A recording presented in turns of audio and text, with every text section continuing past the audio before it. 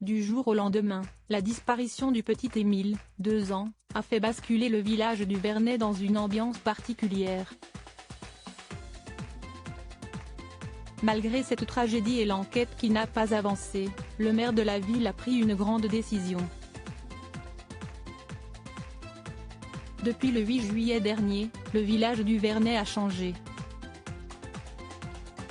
Celui-ci est bouclé et surtout au cœur d'une bien triste affaire, celle de la disparition du petit Émile, 2 ans. Là-bas, la vie tente de suivre son cours, les habitants qui sont restés sur place poursuivent leur quotidien alors que la famille du petit Émile, elle, ne se montre pas, ne parle pas et n'échange pas avec les autres habitants. Mais un événement particulier se prépare.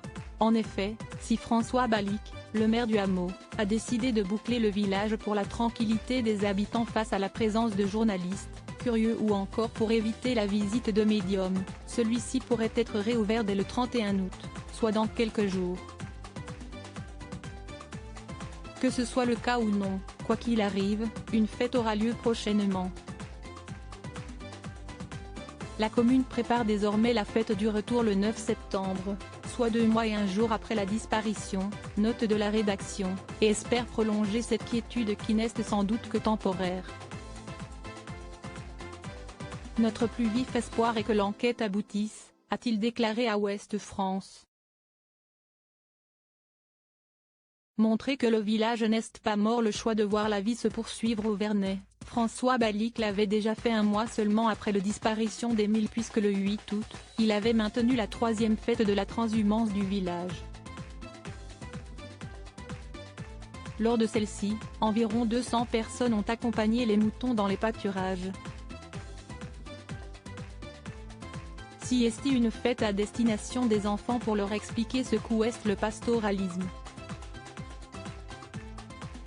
Et puis c'était une manière de montrer que la vie continue, a-t-il déclaré.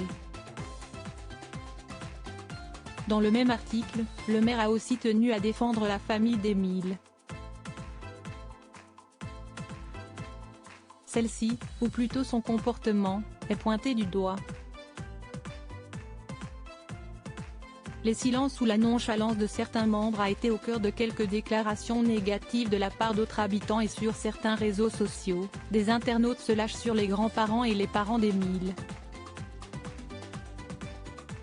Cette famille est avant tout victime.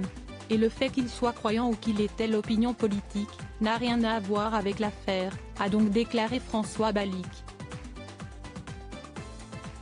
L'affaire justement a été élargie aux chefs d'enlèvement, arrestation, détention et séquestration de mineurs à la fin du mois de juillet. On espère que cela pourra faire avancer l'enquête.